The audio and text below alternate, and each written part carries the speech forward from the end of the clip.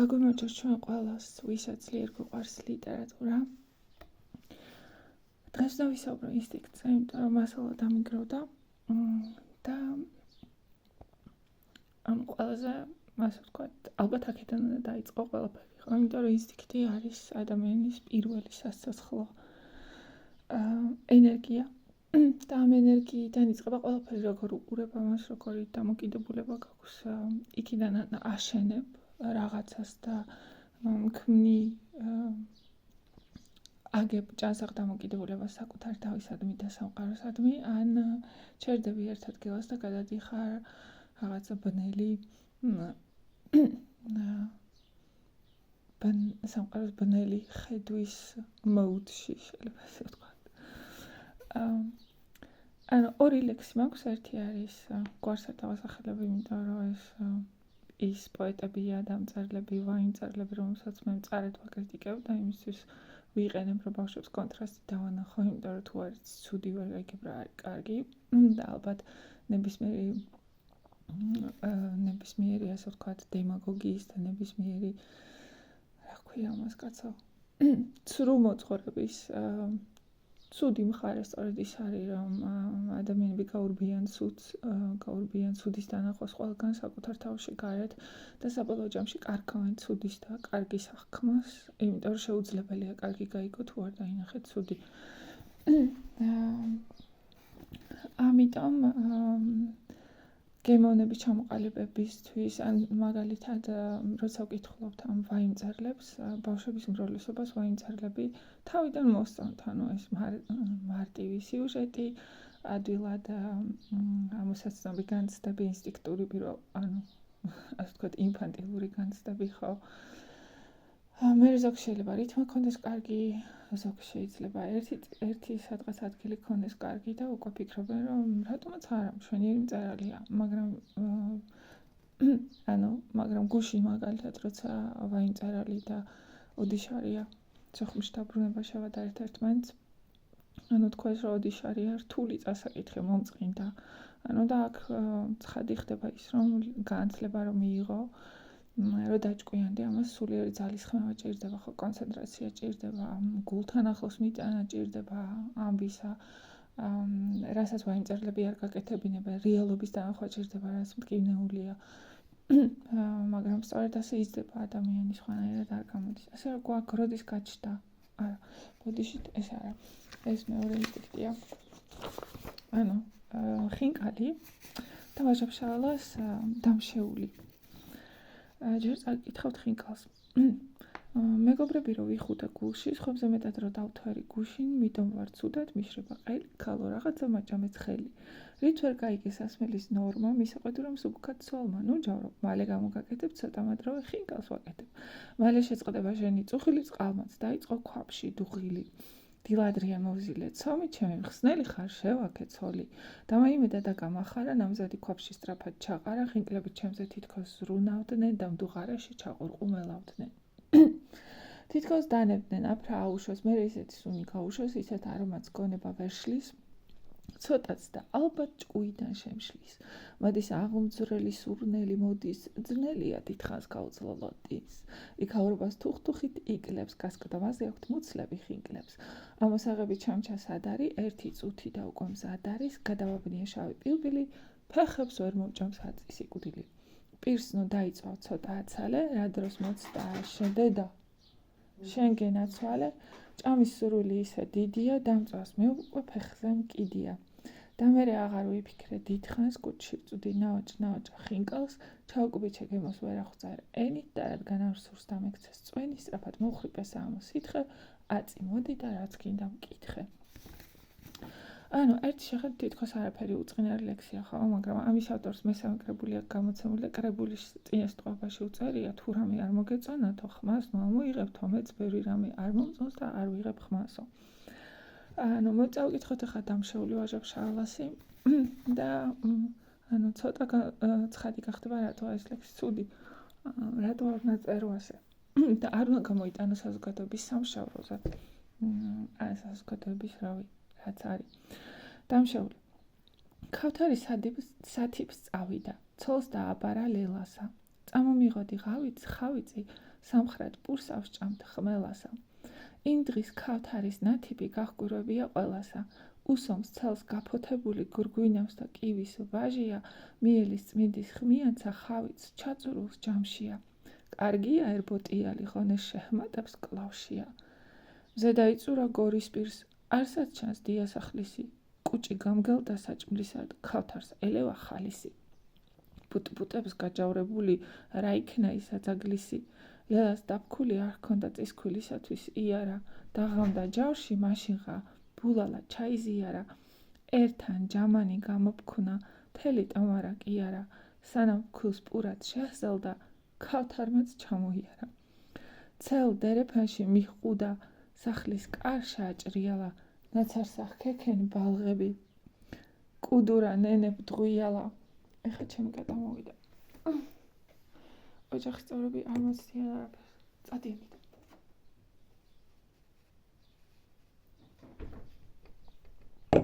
სად ვიყავით? კუდურა ნენებ დღვიალა. დედა სადაყავთ შასცახა, თან ჭერმაც დაიზრიალა. არ დაუცადა პასუხსა, ზედმუშტიც დაატრიალა. წისქვილში არის მამაო, კუდურამ დაიხრიალა.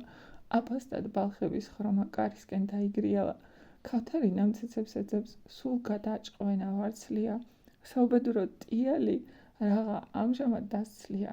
მარცხენას ყურეს მიხმართა, გადმააბუდა ხოკარები, რა პურს არ შეხვდა წიხლის კრაზეთ დააყოლა თოხლები. სულ ერთმანეთში არივა მუტრუკ თიკანი მოზურები. ცოტა ხანს უკან ლელაცა გაჩნდა კარებზად გრძალვითა, დაფქული იმ დღეს წმინდა სახელს შეეჭირა ჯამითა. ქავთარი გადმეეტია თავის დედაკაც ჯოხითა, ბოსლის წინ გაარბენინა ერთის წიოკით ფოლხულითა. ცოლ-ქმარნი დაჭიმულები გასწრვი ბილიკზეთ გადიან, მის წახის ლელას ქავთარი სხვანიცა მაგას ჩადიან, ქმარს სამუშაოდ გზავნიან თავად სოფელში დადიან, შეავის ძუძუდგას დილო რა ჰქენ, რა უყავს სამხარი, სჯობ შენისთან არ ძეძახსა რო გაუთხარო სამარი. მეზობლისაგან ისეს ხაპეჩომა ლელამ პურია, ქმარშა უგორა კარჩით, გაწეღ, დაგიდგეს ყურია. ქავთარმა ხელი პურსტაცა, ჩაჩიჩქა ნიორ წყალშია, ვისაგონდება ხავიწი. კატა ბოდიშით.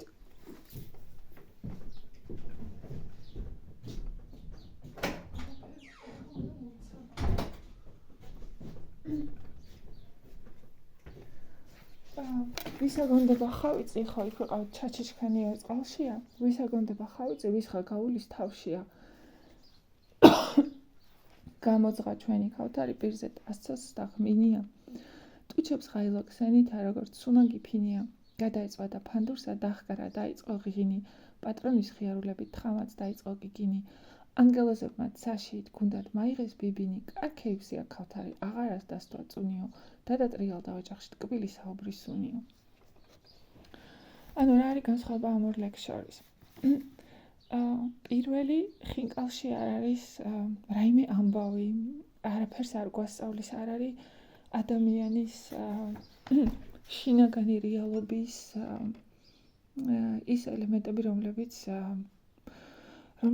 ასე ვთქვათ, ბნელსაც შეიცავენ და ნათელსაც, ხო, რომელთა მართვა რთულია და ლიტერატურის, ანუ როგორც ვთქვათ, ყველაფერი თეზისზე უნდა დააყრდნოთ, ხო, ყველაფერი რაღაც ჭეშმარიტება, რომელიც გათავისებული გაქვთ და გააზრებული გაქვთ, იქიდან უნდა ამოდიოდეს და რა თქმა უნდა რუსთაველის ვეფხისტყაოსნის პროლოგი ძალიან ბევრ რაღაცაზე გვაძლევს, ასე ვთქვათ, მაქსიმებს და ერთ-ერთია პოეზიაზე, ხო, გვეუბნება, რომ შაირობა ოდითგანვე სიბრძნის საერთი დარგი, საღვთოდ გასაგონი მსმენელთათვის დიდი მარგი. ანუ წერალი უნდა წერდეს, იმიტომ რომ რაღაცა გასწავლოს, თვალი აგიხილოს, გონება გაგიფართოვოს, ხო? გულში უფრო ღრმად ჩასვდა რაღაცას. არ შეიძლება წერდე ხინკალზე და ლექსის ბოლოს დორბლი გადგას პირზე და ნერწყვი და მარტო იმას ფიქრობდე, რომ გაიქცე და ხინკალი ჭამო. და ცუდი ის არის, რომ მოდი ასე ვთქვათ, შეიძლება ერთი მუჭა ასე ვთქვათ, კარგად აღზრდილი და კარგ განათლება მიღებული ხალხი ზის თბილისში და საკუთარ ბუშტის გადმოსახედიდან თვლის, რომ მთელი ქვეყანა ასე ცხოვრობს, მაგრამ ესე არ ხდება, ხო, რაიონებში განათლების განათლება, რასაც ქვია ადამიანები ამ განათლებას არ იღებენ, თუ თბილისში იმ წრეებში განათლებას იღებ ყველაფრიდან და ისრუთავ, ასე ვთქვათ, რაც ცხოვრების წესია ისეთი, რომ გიბიძგებს, რომ იაზრონო, თუ არაფერი გააკეთე, ბოლოს და ბოლოს ბევრ ხალხს შეხვდები, ხო? ბოლოს და ბოლოს ცოტა ის გიყალიბდება მარტო იმიტომ, რომ თქვა დიდ ქალაქში ცხოვრობ. რაიონში განათლება გვჭირდება და განათლება ნიშნავს იმას, რომ ის ხალხი, ვინც მაგალითად რაიონში მოსჩრდომია და ვივით, თუნდაც ლიტერატურას, ხო? გააკრიტიკო, იმიტომ რომ ილიას საეციებს ვაგრძელებ ჩვენ აქ ხორიოდ სიტყვა თავად ელისფარ შალვას ძის მიერ კაზლოვიდან შეშლილის თარგმანზე და რომელიც ძალიან კარგად გვეუბნება რატო უნდა გავაკრიტიკოთ, იმიტომ რომ ლიტერატურა ჩვენია, იმიტომ რომ ენა ჩვენია და არ შეიძლება ვიღაცა გამოვიდეს და ლიტერატურის პრინციპებს ასე ზედგადაუაროს და დაგვაჯეროს, რომ პოეზიის დანიშნულება ესაა. ხო, მოკლედ, აქ არანაირი ამბავი არ არის, აქ პრაქტიკულად ხინკალში რაც ავტორი აკეთებს, კი, ნაცნობი სიტუაციაა. ეს არის სიტუაცია, როცა ორომეც ყველას გვინახავს, ხო, მაგრამ რა განსხვავება ქალთართან, ხო? ეს კაცი იმსახურებს საერთოდ ჭამას, იმიტომ რომ ჭამა ინსტინქტია, ხო? შიმშილი ინსტინქტია. ამ ინსტინქტს ან მართავ, ან ვერ მართავ, ან ფხიზლად ხარ მასთან, ან ვერ ახარ ფხიზლად, ხო? უამრავი ფაქტორი მოყვება ამას. იმსახურებს საერთოდ ჭამას. ამან რა გააკეთა? მეგობრები იხუტა გულში, წინა დღეს დათვრა, გამოტყვრა და ეხლა ხინკალი უნდა, ეხლა ცხოვრების ხალის დახკარგა და ცოლი არის მისი მხსნელი, როგორც ლუარსაბი ეკითხება დარეჯანს, ქალო რა გვაქვს დღეს საჭმელი და დარეჯანი როგორც ნამდვილი მეუღლე, რომელსაც თავის ქმრის გულის ტკივილი ესმის, ეგრევე შეაგებებს, რომ ნუგეშს, ასე ვთქვათ, რომ სავსე და ვართ ლუარსაბ, ესა გვაქვს და ისა გვაქვს. აქაც ცოლი გულს უკეთებს, რომ ცოტა მცირე საფადურის მერე გულს უკეთებს, რომ ხინკალს გიკეთებ და გამოგაფხიზლებ. მე ვარ, ასე ვთქვათ, ხინკალი არის სიცოცხლის წყარო. შეიძლება, ეს პოეზია, ხო? წიგნი, რომელიც დაიბეჭდა, რომელიც ადამიანებმა უნდა წაიკითხონ. რაც იბეჭდება, ყველაფერი კრიტიკას ექვემდებარება. ქავთართან, ქავთარი იმსახურებს საჭმელს, მთელი დღე თიბავს. ასე რომ და გვეცნობა ქავთარის სიტუაცია. და ქავთარის სიტუაცია მრავალფეროვანია, გეცინება კიდევაც, ბრაზობ კიდევაც, გეღიმება კიდევაც, პატიობ კიდევაც, სასაცილოა, ხო? და ყველაფერი ნამდვილია, იმიტომ რომ ნებისმიერ ადამიანს ეცნობა სიტუაცია, როცა ძალიან მშიერი მიდიხარ სახში, არაფერი არ გხდება და ბრაზობ მე, ხო? და შეიძლება დაანგრიო ყველაფერი გააჩნია ტემპერამენტს, მაგრამ ცოტა არ იყოს და ცუდად მოიქცე. და თითქოს ამით არაფერი არ შევდება, თითქოს ეს უწყინარი ამბავია, ყველას ემართება. არის მიმტევებლობაც და ბოლოს ეს იდილიური სურათი, რითიც ლექსი მთავრდება, ხო? ესეც როგორი ნამდვილია, რომ ხასიათზე მოსული ქავთარი ფანდურს დასწდება და მთელი ოჯახი იკრიბება და ოჯახის იდილი აღსდგება. ესეც ასწიუა, ხო? მშიერი რა მარტივად აღსდგება ოჯახური იდილი, ოჯახის მამას დააპურებენ და იდილიაც აღსდგება. ვაჟასთან კონფლიქტია, ვაჟასთან განვითარება ამბის, ვაჟასთან ამბის კულმინაცია, ღარმა ფილოსოფიური აზრია, მაგრამ ამავე დროს იუმორისტულიც, სიმბოლოებია, მაგალითად ქავთარის. ქავთარი ბევრს არაფერს აშავებს, ამიტომ მისი ინსტინქტი, რომლის სიმბოლოც ზოგადად ხეცია, ჯერ პატარაა, ხო, ფინიასავით უჩებს ღაილებს, აინთა როგორც სუნაგი ფინია. შეფასება ყოველი მხრივ დანახული ამბავია. ხინკალში არაფერი, მარტო ერთ წერტილს მივშტერები ვართ, ხინკალს შევტრფით, ერთ სული გვაქვს, როდის ამოყურყუმელავდება, ნატურალისტური სიზუსტით გიხატავს ხინკლის ხარშვის პროცესს და ამით პირდაპირ მნიშვნელობით მარტივ ჭამის ინსტინქტს აღწევს, რამდენიმე მე კი არ მქონია ეს ამბავი, მაგრამ რამდენიმე მოსწავლე მაღიარა, რომ ამ ლექსის საკითხვის მერე ხინკალი მოუდათ და სახში წავიდნენ, მოიხარშეს და ჭამეს. ასე რომ პოეზია შეიძლება ხინკლის ჭამისკენ გიბიძგებდეს.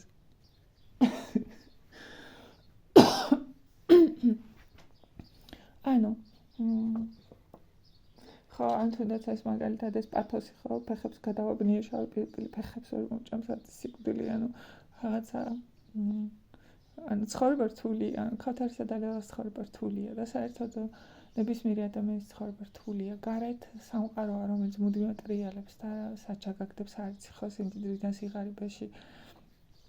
ადამიანთა შორის ენა საერთო ენა რთული მოსაძებნია. ქავთარი ვერ უგებს ლელას, რომელიც თეთრ ქულშია. ლელა ვერ ახერხებს რომ ქმარს გააგებინოს თავისი გასაჭირი.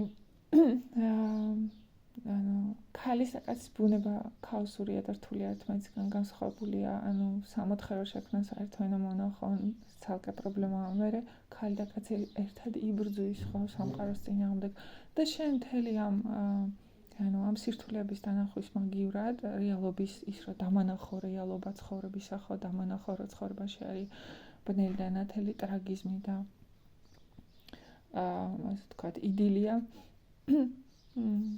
შეცდომა მეუბნები რომ არაფერი არ არის სადარდებელი მთავარი ანუ ცხოვრება არის გაუთავებელი кейფი რომლის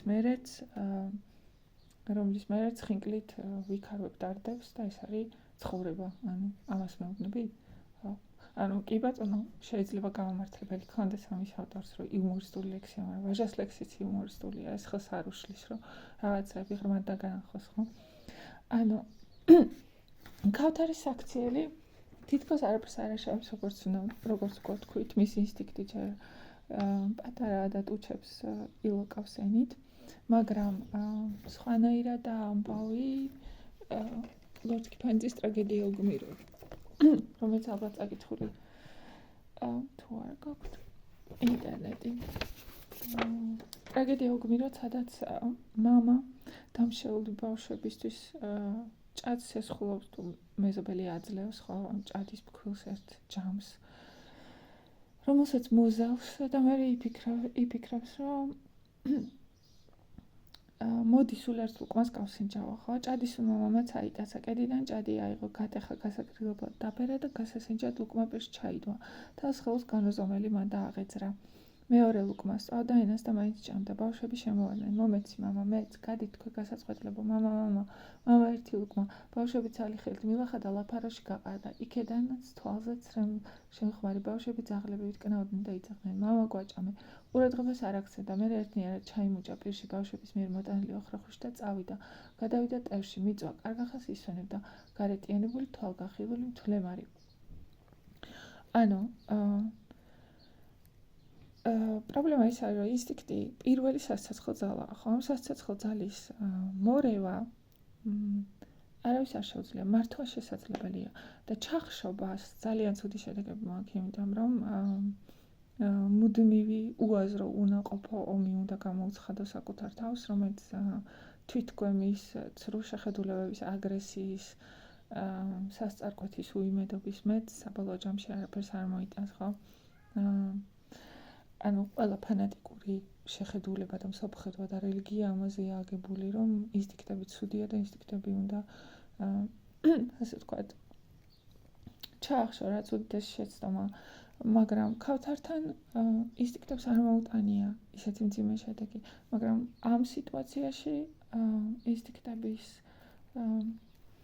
მინდობამ ასე ვთქვათ ინსტინქტების უმართავობამ ტრაგიკული შედეგი მოიტანა იმიტომ რომ გაღვიძებული მამა ხდება რა ჩაიდინა სასწარკვეთილებაში ვარდება მეორე ინსტინქტს ვერ უძლებს ხო სასწარკვეთილების განცდას რომ რატო ეს ინსტინქტი იმიტომ რომ სასწარკვეთილი ხარ მაშინ როცა იძახი რომ როგორც მე მინდა და ისე არ წავიდა ყველაფერი და ამიტომ ანუ იმდენად ანუ ეს ერთგვარი ეგოიზმია ხო რომ იძახი რომ მე როგორც მინდა და ისე არა ყველაფერი ამიტომ ხაზავ ყველაფერს უარს იძახი და ამბობ რომ ილანძღები აგინებ ხო სამყაროს ღმერთს და იძახი რომ პატარა ბავშვით ხო გაბრაზებული ფეხს რა ბაკუნებს რომ ოღონდ ამ შემთხვევაში ადამიანი უკვე პატარა ბავშვი აღარ არის ინსტინქტებიც მხოლოდ ჭირვეული სურვილები არ არის და საბოლოოდ მამა თავს იხჩობს როცა მიხვდება რაც ჩაიდინა ანუ სად დაუშვა შეცდომა ანუ მეორე კითხვა ბოდიში და საერთოდ ანუ პრაქტიკულად თავიდან გვიწევს ყველაფერს ჩამოყალიბება ველოსიპედის ხელახლა გამოგონება ხო ანუ აზრობრივი რთული პროცესების გააზრება ნოლიდან პრაქტიკულად, იმიტომ რომ სკოლაში 12 წელი ამას არ აკეთებენ. და ამიტომ რაღაც ძალიან მარტივსაც ვლაპარაკობთ, რომელსაც ვიღაცა, თქვათ, ინტელექტუალმა შეიძლება წარბიაგვიწიოს, ხო, რომ თქვენ ამაზე ლაპარაკობთ? დიახ, იმიტომ რომ ჩვენ რეალურ სამყაროში ვცხოვრობთ. რეალურ სამყაროში წინა თაობასა და მეორე თაობას შორის საერთო ენა არ არსებობს. თუ მეორე თაობამ არ ინება და წინა თავისი პასუხისმგებლობის ტვირთი არ ატარა წინა თაობის წინაშე და არა თუ ძლიერი ვარ, მაშინ უნდა მივხვდე სად არის პრობლემა, ხო? თუ ძლიერი ვარ, უნდა შემეძლოს პრობლემის მოგვარება. ხო არ ვიკითხავ, ვინ დააშავა. ასე რომ მომიწევს ძალიან მარტივ რაღაცებამდე დასვლა და მე ამის არ ვცხვენია, იმიტომ რომ ხოთ ფარისევლებს რცხვენიათ მარტივ რაღაცებზე ლაპარაკი. და ფარისევლები არიან ის, ვინც წერენ წიგნებს სათაურით, საიდანაც ერთ სიტყვასაც ვერ გაიგებ და ამით ამაყობენ. რაც უფრო გაუგებარი იქნება მათი დისერტაცია, რაც უფრო გაუგებარი იქნება მათი წიგნი, მით უფრო მაგრები არიან. ანუ სად დაუშვა, ამიტომ მარტივ კითხვა. სად დაუშვა ამ კაცმა შეცდომა და სად დაუშვა ქავთარმა შეცდომა. ანუ ქავთარის შეცდომა ის არის, რომ მთელი დღე ფიქრობს ხავიწყდა. ანუ გონებას მიმართავს ისეთი რაღაცისკენ, რაზეც ფიქრი არ აღირს. ანუ ქრისტე იძახის იფიქრეთ ღვთისაზე და ხვალე თავად იფიქრებს თავის თავზე. ანუ საჭმელზე ფიქრი არ აღირს, იმიტომ რომ საჭმელი გემრიელია მაშინ, როდესაც იმსახურებ მას, როცა დაიხარჯე, როცა ძალები დახარჯე და ძალები უნდა აღიდგინო. ანუ იმიტომ რომ გახსოვთ მე როგორი გემრიელა და გამოცხა ნივრის, ნიორწყალით და პურით, საერთოდ აღარ ახსოვდა ხავიწი და ასე გემრიელად. არა მგონია ხავიწია ჩამა, იმიტომ რომ დაღლილია მთელი დღის მუშაობით, იმიტომ რომ შრომა თავად ჯილდოა, ხო, რომელიც აკვებს აგებრიელებს, რომელსაც მოაქვს მატერიალური დოვლათი, რომელსაც მოაქვს ცოდნა, იმიტომ რომ ადამიანი ყოველთვის ჭკვიანურ და უკეთეს გზებს ეძებს, როგორ შეასრულოს სამუშაო, რომელსაც მოაქვს ფიზიკური განვითარება, იმიტომ რომ მოძრაობდა, ესე იგი ცოცხლობა, ესე იგი ვითარდები, ხო? ანუ ეს არის ჯილდო. არ შეიძლება ძაღლივით ითხოვდე ჯილდოს ყველაფერზე, ხო? ანუ ხავიწი არ არის ჯილდო, იმიტომ რომ ყველამ ვიცით ჩვენ გამოცდილებით, როდისაა საჭმელი გემრიელი, როცა დაღლილი ხარ, როცა ქშია, როცა გაყინული ხარ, ერთი ჭიქა ჩაის შეუძლია მთელი მსოფლმხედველობა. ანუ ერთ ჭიქა ჩაის შეუძლია კაცს მოყარე გაგხადოს ქავთარივით. ანუ ესე იგი, არ შეიძლება გონების ძალები მიმართო ისეთი რაღაცებისკენ, რაც თავისთავად წონასწორობაშია, ხო? ამას ქვია სიბრძნე, როცა ეს იცი, რომ ჯილდო თავად შრომაა, რომ შრომას მოაქვს და ჯენ მარილი ამ ქვეყნისა, ხო, როცა საჭმელი გემრიელია, როცა დასვენება გერგება და ასე შემდეგ და არა ხინკალი, სადაც პახმელიაზე მოყოფი კაცი ხინკალს ელოდება, რომ სიცოცხლე დაუბრუნდეს, ხო? სად დაუშვა შეცდომა მამამ? მამამ შეცდომა იქ დაუშვა, როდესაც კომპრომისზე წავიდა და იფიქრა, რომ ერთ ლუკმას დასჭერდებოდა, ანუ და ლიტერატურული სახეები, ლიტერატურული ამბები, ანუ საინტერესოა, იმიტომ რომ ეს არ არის ზედაპირული რაღაცა, ხო? ლიტერატურული სახის და ამბის მიღმა დგას უამრავი მსგავსი შემთხვევა, უამრავი უფრო დიდი ფენომენი, გაცილებით უფრო დიდი ფენომენი, რომელიც მოიცავს მთელ საზოგადოებას და მოიცავს საზოგადოების განვითარების მთელ გზას დღემდე. ამიტომ არის ლიტერატურული სახეები ასე რთული და ასეთი საინტერესო ერთდროულად, იმიტომ რომ მაგალითად ოდიშარიას დაბრუნება სოხუმში ექსპოზიცია იწყება ქალის მონოლოგით, რომელიც მასში ავტობუსში ზის და ლანძღავს სოხუმელებს და ეს ქალი არ არის, ეს ქალი სახეა, ხო? ეს ქალი სახეა მთელი ერის იმ ნაწილისა, რომელიც მსგავსად აზროვნებს, რომელიც განტავების ვაცად აქცევს ყველაზე უფრო სუსტ ხალხს, დევნილებს. და მე აქედან იბადება მთელი კითხვების წყება, ხო, რომ რა ჭირს ერს, რომელიც საკუთარ ასე ექცევა ყველაზე უფრო სუსტ ადამიანებს. რა ჭირს ერს, რომელსაც ასეთი გაუგონარი ისინი მოაქვს ბრალდებები მოაქვს იმ ადამიანების მიმართ, რომლებიც ყველაზე მეტად დაზარალდნენ ამ ომში. რა ჭირს არის, რომელიც ქვეყანას ყოფს ვიადისდებად და შევარდნაძისდებად, ქოცებად და ნაცებად და მე საინტერესო რომ ეს სიტუაცია მეორდება დროში, ისტორიულ დროში მეორდება, ხო, ასე იყო ილიას დროს თერგდალეულები, ასე იყო 90-იანებში, ასეა დღეს და თუ რაღაცა ეს მოჯადებული წრი არ გავარღვიეთ, ხო, ყოველმა თაობამ ხელახლა თუ არ გადაიაზრა რატომ ხდება ესე სადუშოთ შეცდომას, მაშინ ერთ და იგივე გამეორდება. ასე რომ აქაც როდესაც ვიძახით რომ მამა კომპრომისზე მიდის, ფიქრობ ძალიან მარტივი მაგალითია, ხო, და ლიტერატურის კიდევ ერთი გენიალური თვისება ის არის, რომ ძალიან მარტივ ყოფით სურათებს იღებს და გაჩვენებს ამ ყოფითი სურათების მიღმა გაძლიერებდბროს რთულ კონსტრუქციებს, რადგანაც ადამიანი ხო ასეთი მრავალგანზომილებიანი და რთული არსება. ეს მომენტი, რომლის დაანხვაც ყველას შეუძლია, რომლის წარმოდგენაც ყველას შეუძლია, რომელიც ყველას უგრძნია, ხო? რომ მოდი აი ამ ერთ თუნდაც დიეტას არ ხარ, მოდი აი ამ ერთ უკმას შევჭამ და ამით დავკმაყოფილდები. რაც გულუბრყვილობაა, ხო, რაც შეცდომაა, იმიტომ რომ არ შეიძლება ინსტინქტთან კომპრომისზე წახვიდე. და ეხლა როგორ შეიძლება ეს მომენტი გამოგადგეთ, ხო, მაგალითად რომ გაიგოთ შუშანიკის დამოკიდებულება. რატომ იქცევა შუშანიკი ისე როგორც იქცევა ვარსკენთან მიმართებაში აბსოლუტურად ხისტად უკომპრომისოდ, ხო? იმიტომ რომ შუშანიკმა იცის რომ თუ საკუთარ ინსტინქტებს დაუთმო, თუ დაუთმო იმ ხორციელ განცდას ერთობისას, რომელიც მას საკუთარი შვილების მიმართ აქვს, ხო, საკუთარი ქმრის მიმართ აქვს, იმიტომ რომ შუშანიკს უყვარს თავისი ქმარი და შვილები. შუშანიკი ხორციელი ადამიანია.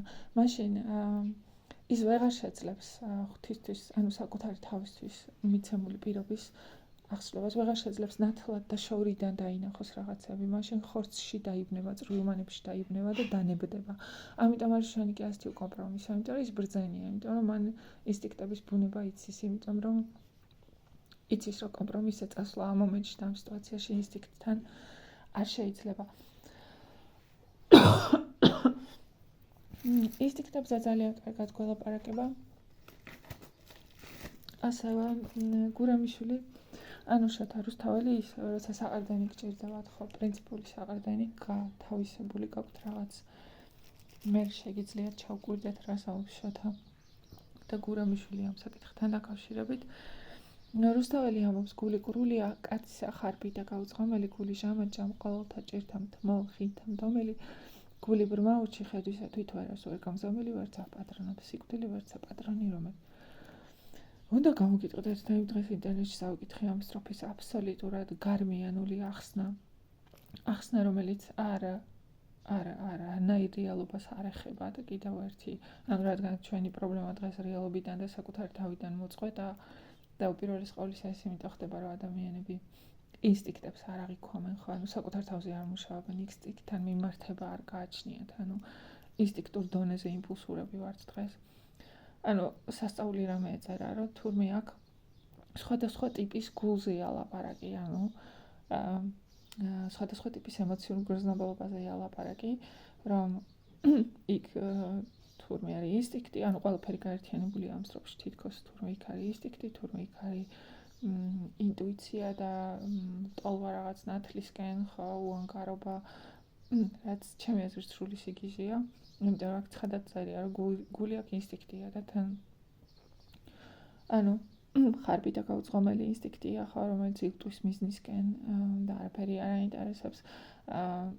სიამოვნებისკენ მიდრეკილი ინსტინქტია, ხო, ჟამაჯამ ყოველთა ჭირთა მთმო, ხინთა მდომელი და საერთოდ რატო ბრაზდება ქავთარი. იმიტომ რომ მთელი დღე გონება უხატავს იმ სიამოვნების სურათებს, რომელიც უნდა გაიცადოს, როცა ხავით შეჭამს და როცა ვერ იღებს თავისას ბრაზდება, ეს არის ინსტინქტი, ხო? ამიტომ სრულ მოლოდინები არ უნდა შექმნა. გული ბრმა უჩი ხედვისა თვით ვერას ვერ გამზომელი, ქავთარი რომელიც სახში მოდის და ანგრევს ყველაფერს, ხო? და საერთოდ დახკარგვია ყოველგვარი განსჯის უნარი და ქალივით წყევლის საკუთარ ცოლს და მიფერთხავს ბავშვებს და ანგრევს ყველაფერს და გადმოყრის. ვერცა პატრონობს სიკვდილი, ვერცა პატრონი რომელი. აქ ლაპარაკობს შოთა იმაზე, რომ ინსტინქტის ინსტინქტის ბოლომდე დამორჩილება და მოთოკვა შეუძლებელია, ხო? მხოლოდ ინსტინქტისადმი უნდა დავიკავოთ სწორი მიმართება, უნდა ვიცოდეთ და კიდე ერთი პრობლემაა, რომ ინსტინქტი არა მარტო სიცოცხლის პირველ წყაროა, არამედ საკუთარი თავისა და გარემოს შესწავლის ერთადერთი იარაღია. ამიტომ ინსტინქტი ხანდახან უნდა მიუშვათ, ხო, თავის ნებაზე, რომ მერე გავიაზროთ ვინ ვართ ჩვენ და რა დამოკიდებულება უნდა გქონდეს სამყაროს მიმართ, რომ იმპულსები წამოვიდეს სასიცოცხლო იმპულსები არ არის ლაპარაკი სიამოვნებაზე, არამედ ლაპარაკია ლაპარაკია განცდებზე, ხო, ფიზიკურ და სულიერ განცდებზე, მოლოდინებზე, სურათებზე, რომელიც გონებაში გეხატება, შემოწმება იმისა, რომ ეს ნამდვილია თუ არ არის ნამდვილი, ჩემ თავშია ეს აზრები და ფიქრები თუ რეალური იმიდან მოდის, მეორე ადამიანის რეალობა და ჩემი რეალობა ემთხვევა ერთმანეთს თუ არა, რომ გონია რომ ეს გამაბედნიერების წესია თუ არა, როცა ესეთი კითხვების და დილემების წინაშე დგები, თუ ინსტინქტს გასაქანი არ მიეცი, მაშინ ვერ გაიგებ ვერასოდეს სად არის რეალური და სად არის ტყუილი, მაგრამ ინსტინქტების მიშვება თავისთავად ნიშნავს, რომ შეცდომას ჩაიდენ და როდესაც ჩვენ არის საზოგადოებაში ცხოვრობ, მორალისტთა საზოგადოებაში, სადაც შენ სირგმუნყოფი 10 ადამიანი თიცის შუაში შენკენ და გითვალთვალებს რას აკეთებ, ხო, როგორც კი ფეხი წაგიცდება სადღაც და წაიქცევი ზედ გადაგიაროს. და დიდ სირცხვილთან და მორალისტების თავარი ის არის, რომ თიც გიშვერენ შენსკენ, არა იმიტომ რომ შინაგანად გიხსნა, არამედ სირცხვილის და დანაშაულის გრძნობა გაგიჩინონ და სირცხვილის და დანაშაულის გრძნობა ის არის, რაც გაშეშებს მარილის სვეტივით, როგორც ლოტის ცოლი, ხო, და ამისგან გამოსვლა ძალიან რთულია. ასე რომ როგორც ხედავთ, ცოტა იყოს და რთული ამბავია, ხო? დავითიანში ლექთა ტყვეობიდან გაქცევისას ეს ცნობილი მომენტია დავითიანში, ხო, როდესაც გურამიშვილი პოულობს ნახევარ საზამთროს ორ კიტრს, უნდა რომ გარეცხოს და მდინარე გასტაცებს და აქ მერე ტირის ღმერთს გმობს, მერე ყურძენს იპოვის, ამოირეხავს მოცელს როგორც თვითონ იტყვის და მერე გაახსენდება რას ცოტა ღმერთს, რომ ინსტინქტს დაუთმო. და ესეც რაღაცას იძახის. თურმე წინასწარ ხედავდი შენ ჩემს გზასა და კვალებსა ღმერთს მიმართავს, ხო? შვების წყალობას უზემდი ჩემსა ხორცსა და ძვალებსა, მე ვერ ვხედავდი, გცოდავდი ლიბრი დამკრო და თვალებსა, აც ხორცმა გცოდა ხორცს კითხე, სულს ნუღარას თხოვვალებსა. ხორცს აქვს დანაშაული სულისა არა ბრალია, სულია ღვინო კეთილი, ხორცი ჭურჭელი მყრალია, ხორცი ამ სოფლის გემოთი ნებიერობით მთვრალია, სული იმ სოფელს დასჭისთვის, შიშითა სულ გამქრალია. ეს სიტყვა ჩემთვის სხვას უთქვამს, ახლა მიუთხრობ მეც, ხოსა, უნდა მეღვინებს აღვინე, კარგვარად გამორეცხოსა, განეყრევინოს, განწმინდეს, რაც შიგნით წიკვლიე ცხოსა, თუ მისგან წახდეს ღვინოღა, მე თავში კეტი მეცხოსა. გურამიშვილი იძახის, რომ სული ღვინო და ღვინოს ვერაფერს, სულს ვერაფერი მოერევა, ხო? სულს ვერაფერს ვერ უზამ, სული შეიძლება გააქროს სხეულში, სხეულმა მთლიანად გააქროს სული. ჭურჭელი ქვევრი ხორცია და ინსტინქტს რო არ დაუთმოს და სული არ გადათელოს, ხო, ადამიანმა ამისთვის აუცილებელია სიფხიზლე და დისციპლინა, სულიერი დისციპლინა, რომ მუდმივად ფხიზელი იყო და შენ თავს კარნახობდე, რომ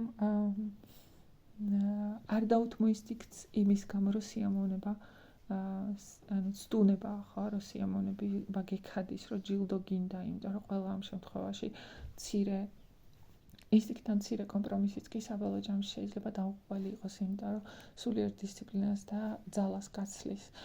დაუთმო ინსტინქტს მხოლოდ იმ შემთხვევაში, როცა გაინტერესებს, როდესაც ახალ ადამიანად დაიბადა, როცა შენში კონფლიქტია, როცა დამოუკიდებლად უნდა შეისწავლო, ხო, შენი თავი და გარე სამყარო. ამ შემთხვევაში ინსტინქტი იარაღია და ინსტინქტის გარეშე ადამიანი ვერ ვითარდება. ვერ ცოცხლობს, ვერ ცხოვრობს, გაშეშებულია მარილის სვეტივით, ხო? როგორც ჩვენში უამრავი. ესე იგი, მაგალითად ავიღოთ ის ტრაგედია გმიროში მამა იძახს, დედა ხო ამას არის ამდა და იმიტომ რომ დედას ალბათ ხორცს, ქვევრი გამორეცხილი აქვს. ნახეთ, ახლა მეტაფორული ენა ეს, ხო, ქვევრი ხორცია, ღვინო სულია და შემიძლია ასე ვილაპარაკო, დედას ქვევრი გამორეცხილი აქვს. ასე ვერ დავწერდი, იმიტომ რომ ცოტა არ იყოს და სასაცილოა, მაგრამ ლაპარაკის დროს ბევრი რამ შემიძლია ასე თქვა, იმიტომ რომ შემიძლია კონტექსტში ჩავასწორო ანუ კონტექსტმა აზრის შესწინოს. წერის დროს ამას ვერ ვიზამ, ამიტომ აწერა რთული. ან წერის დროს ყველაფერი ძალიან ნათელი, ზუსტი, გაფილტრული უნდა იყოს. ანუ დედას უწევს, რომ ქვევრი გამორეცხოს, იმიტომ რომ შვილთან მიმართებაში მუდმივად უწევს სიფხიზლე და თუ ასე არ გააკეთა, ცუდ შედეგებამდე მიდის, ამიტომ კარგმა დედამ ეს იცის, ხო, რომ ინსტინქტებს არ უნდა დაუთმოს მცირედი რაღაცებშიც კი. ამიტომ მისთვის უფრო ადვილი იქნებოდა იმ გადამწყვეტ მომენტში მიხვედრილიყო, რომ ჭადის გასიჯვა კარგი იდეა არ არის, იმიტომ რომ ეცოდინებოდა, რომ ამის მერე თავს ვეღარ შეიკავებდა, რაც მამამ არ იცის. ხო, ანუ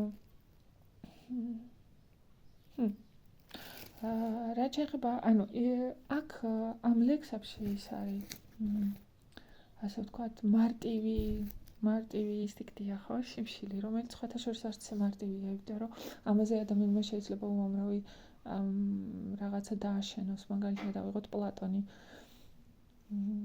ანუ მაგალითად შიმშილის დროს ადამიანი რას გაიცდის, ხო? სასწარკვეთილება ბრაზი, იმიტომ რომ სხვა საქმე არა გაქვს, ხო, უმწაობის განცდა, იმიტომ რომ ოჯახსაც კი ვერ ყვებაო, სირცხვილი, იმიტომ რომ რას იფიქრებს ხალხი შენზე, ხო? ეს უმწაო არსება, რომელიც ხვის ხელი შემყურია, ღირსებას კარგავ მთლიანად, მუდმივი ფიზიკური ტანჯვა და სულიერი ტანჯვა ამისადან ადვილი არ არის. ამიტომ ვიღაცამ შეიძლება თქვას და უამრავი ადამიანი აკეთებს ესე, ხო, რომ მე არასდროს აღარ ვიშიმშილებ ამას და ის მახსენდება ხოლმე ოჰარა, სკარლეტ ოჰარა, ხო, რომელიც ჩამოვალ მზის ფონზე დგას, მუშს უღერებს ცას და იძახის, რომ მე არასდროს აღარ ვიშიმშილებ. და ყველაფერს აკეთებს იმისთვის, რომ აღარ იშიმშილოს და ამაში ცუდი არაფერი არ არის, ხო, მთავარი გზები, რა გზებით ვცდილობ, რომ აღარ იშიმშილო. და თქვათ პატიოსნად მოიპოვა ყველაფერი და მიიყვანა ოჯახი რაღაც მდგომარეობამდე, სადაც არათუ თვითონ არ შიმშილობს, არამედ სხვებსაც უნაწილებს და მისი ოჯახის მთავარი ღირსება, მონაპოვრის მთავარი გამოხატულება არის ის, რომ ის ოჯახში დღე და ღამე აუღებელი სუფრაა და მერე ეყოლება შვილი. და მე შულს ეუბნება, რომ მე ამდენი შევძელი და შენ ეს უნდა შეინარჩუნო, ხო? მაგრამ ავიწყდა ბაჯარას ერთი ის, რომ შვილს ჯერა, ანუ მის შვილს შიმშილი არასდროს არ გამცდი, ამიტომ არ იცის. არც მოტივი აქვს, ხო? ანუ მისი ინსტინქტები სადღაცა, მის ინსტინქტს ძინავს, ასე შეიძლება ასე ვთქვათ, ხო? ანუ უფრო იმიტომ რომ ინსტინქტს თვისება აქვს, ხო? როდესაც მიაწვდი რაღაცას, მე ზარმაცდება, ანუ კატინგა მახსენდება აქ ამაზე და ჩანაშვილის იმიდან ხო ეს საშინელი კატინგა, რომელიც ყველას და ყველაფერს ჭამს, მაგრამ ბოლოს ამდენი გვამისგან და ლეშისგან ზისხს მოუცავს მხოლოდ და უარს ამბობს, ასე ვთქვათ, ჭამაზე. ანუ ინსტინქტის მართვის ერთი ფორმაც შეიძლება ესეც იყოს, ხო, რომ ჩვენ გონია, რომ თუ დაუთმეთ ცრუ დილემა, რომ ეგრევე დაგუყავს, მაგრამ სინამდვილეში თუ ცოტას მისცემ, ანუ კმაყოფილებისკენ წავა და დაგანებებს თავს, ხო? ამიტომ ცნობილი კიდე ერთი სასცილო ციტატა მახსენდება, ხო, რომ თუ გინდა რომ ცოდვას მოერიო, დაუთმე ცოდვას, იმიტომ რომ ანუ როცა დაუთმობ, მიხვდები, რომ ამაში არანაირი, ანუ არ შეიძლება მთელი შენი გონება სული და გრძნობა ცოდვისკენ მიმართო, იმიტომ რომ თავისთავად ინსტინქტს შეზღუდული შესაძლებლობები აქვს, ხო? ინსტინქტის დიაპაზონი შეზღუდულია, რაღაცა დაკმაყოფილების შემდეგ ჩლუნგდება და აჩლუნგებს თავის პატრონსაც და გადადის იმ უკიდურესობაში, სადაც თუ მხოლოდ ერთ უკიდურესობაში ჩდება, როგორც ლუარსაბი აკეთებს ამას, მაშინ მაძღარი მშიერი ხარ, მაშინ მარადიული და უკმაყოფილებლობა გაქვს, ოღონდ ამას ვერ ხვდები. და ეს არის ალბათ ყველაზე დიდი უბედურება, რომ მარადიულად და უკმაყოფილებელი ხარ, მაგრამ ვერ ხვდები და ვერც ვითარდები და სრულ სიჩლუნგეში და სიკვდილში ხარ გახირული, ასე ვთქვათ. ხო, და მერე გამოდის რა, რომ ანუ მერე გამოდის ლუარსაბი, ხო, რომელიც მთელ თავის ღირსებას იმაზე აფუძნებს, რომ მშიერი არ არის, რომ ყოველ დღე ჭამს, რომ საჭმელი არის და შემოკლებია. ანუ ადამიანმა შეიძლება ესე გართულოს მარტივი რაღაცები, იმიტომ რომ საკუთარი ეგოს გამო, საკუთარი ეგოა ეს, ხო, რომელიც გაიძულებს, რომ შულს უთხრა, რომ მე ჩემი ეს მოვიპოვე და ახლა ეს შენ უნდა გააგრძელო და არ მისცე იმის საშუალება, რომ თვითონ შეიცნოს საკუთარი თავი, იმიტომ რომ ჩვენი თავი დანიშნულება აქ საკუთარი თავის შეცნობაა. ანუ როგორც ხედავთ, ყველაფერი ძალიან მარტივიდან იწყება, ხო? და ლიტერატურული გმირების შეცნობა არც ერთი რთულია. ანუ შემდეგი მაგალითი ინსტინქტზე, რომელსაც რომელიც ასე ვთქვათ, გამოვიყენე არის საფარბეგი, ხო, რომელიც ინსტინქტს უთმობს და ბათუს ბათუს სახკარცელს და ყველაფერს შეურაცხყოფს და საკუთარ ღირსებას კარგავს ბოლომდე და საინტერესოა როგორ მიდის ეს კაცი აქამდე, იმიტომ რომ ჩვენ გვაინტერესებს მინდიას ფენომენი, ანუ ჩვენ გვაინტერესებს დაცემული ადამიანი, ჩვენ, იმიტომ რომ თუ დაცემული ადამიანი არ გაინტერესებს და ლიტერატურაში არ გაინტერესებს დაცემული ადამიანი, მაშინ ლიტერატურაც ფარისეულობაა, ხო? ანუ მაშინ ლიტერატურაც მხოლოდ იარაღია იმის, რომ ვიღაცას თითი უქნიო და სირცხვილის ცრუ სირცხვილის და დანაშაულის გრძნობა გამოიწვიო და შენი ეგო აიმაღლა, რომ როგორ ბედავა ამის გაკეთებას. ასე რომ იმის მეგრად რომ ვიდგეთ და თითი ვიქნიოთ და ვიყვიროთ რომ საფარბეგი დამპალია ასეთია და ისეთია, ჩემთვის ყველა საინტერესო ისაა როგორ მივიდა ეს ადამიანი აქამდე, იმიტომ რომ ანუ ყველას შეიძლება მსგავსი რამე დაემართოს თუ ფხიზლად არ იქნა, ხო, თუ საკუთარ შეხედულებებს არ დააკვირდა და საფარბეგის პრობლემა არის დამოკიდებულება ქალისადმი. ანუ როგორი დამოკიდებულება გვაქვს ქალისადმი, მაგრამ მე მგონი ეს უკვე საკმაოდ დიდი ანუ ცოტა უფრო გამიგრძელდება საუბარი, ამიტომ ჯობია ეს მონაკვეთი აქ დავასრულო და საფარბეგის როგორ აძლევს საფარბეგი ინსტინქტებს გასახანს და როგორ უპავს საკუთარ თავს და საკუთარ თავს ამაზე შემდეგში ვილაპარაკო. და შემდეგ აქედან უკვე გადავდივართ ხევისბერ ქოჩას და ონისეს, ხო, იმიტომ რომ იგიც ონისე საკითხავია რას ნებდება, ხო, ინსტინქტს ნებს სიყვარული იყო თუ ინსტინქტი იყო მხოლოდ, ხო, ანუ ღალატი იყო თუ უნდა ანუ რა იყო მოკლედ ეს ყველაფერი, ანუ ონისესთან კიდე ყველაფერი უფრო ძალიან რთულდება. დროებით კარგად ზანდებოდეთ.